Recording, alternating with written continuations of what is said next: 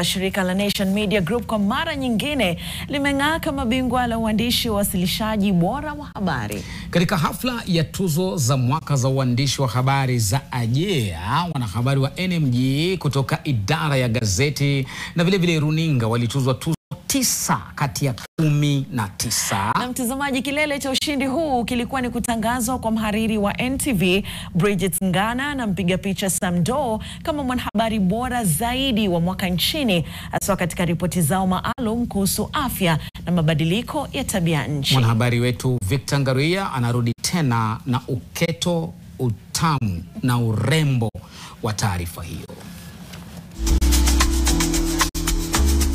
Katika tuzo za AJEA ambapo shirika la Nation Media Group lilijinyakulia tuzo kochokocho, mhariri wa NTV kanda ya North Rift Bridget Ngana alitangazwa mwanahabari bingwa wa mwaka sawa na mpiga picha Sam Doe Ouko. Ripoti yake ya kipekee kwa jina Behind the Byline ilimwezesha kupata tuzo ya uandishi bora kuhusu afya ya akili na matumizi mabaya ya dawa.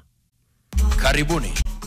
Katika kitengo cha utawala na maendeleo, mwanahabari wa NTV Rose Wangoi pamoja na mpiga picha Wamboi Kurema, vilevile mhariri wa video Pauline Wakaba walitambuliwa kwa kazi yao kuntu ya makala ya Clinically Corrupt iliyoangazia uwazi na uwajibikaji katika masuala ya umma.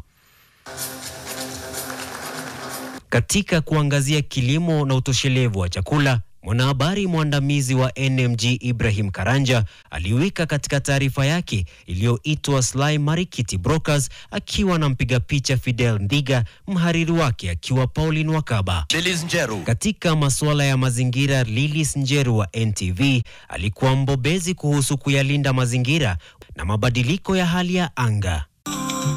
Katika kukuza usawa wa kijamii, mwandishi wa taarifa za afya na sayansi wa Daily Nation Angela Okech alitambuliwa kwa kuangazia masuala ya kijinsia na usawa katika jamii, huku mpiga picha Sila Kiplagat akijinyakulia tuzo ya mpiga picha bora wa mwaka. Wanahabari waliokuwa wa NTV ikiwemo Simriti Vidyarthi walituzwa kwa ubora wa kipindi cha NTV cha World Talk pamoja na wapiga picha Robert Gishira, Fidel Ndiga na mhariri wa video Shabak Mwaruvicho. Aliyekuwa mhariri wa NTV Francis Mutegi alituzwa tuzo ya mafanikio ya maisha kitaaluma. I want to say that I have actually traveled across the world, but especially in Africa. And I actually want to affirm that in terms of media and in terms of journalism, Kenya is got the finest you can find anywhere across the continent. Please give yourselves a round of applause. Mhariri mkuu wa NMG Joe Ageo alipongeza washindi akisema na nanukuu, huu ni wakati mwingine wa kujivunia kwa uandishi bora wa habari wa NMG. Tuzo hizi ni udhibitisho mkubwa wa maendeleo makubwa na hatua tunazochukua katika kuhifadhi uandishi wa kweli katika jamii ya kidemokrasia, wakati ambapo taarifa sahihi na za kuaminika zinazidi kuwa adimu. Mwisho wa nukuu.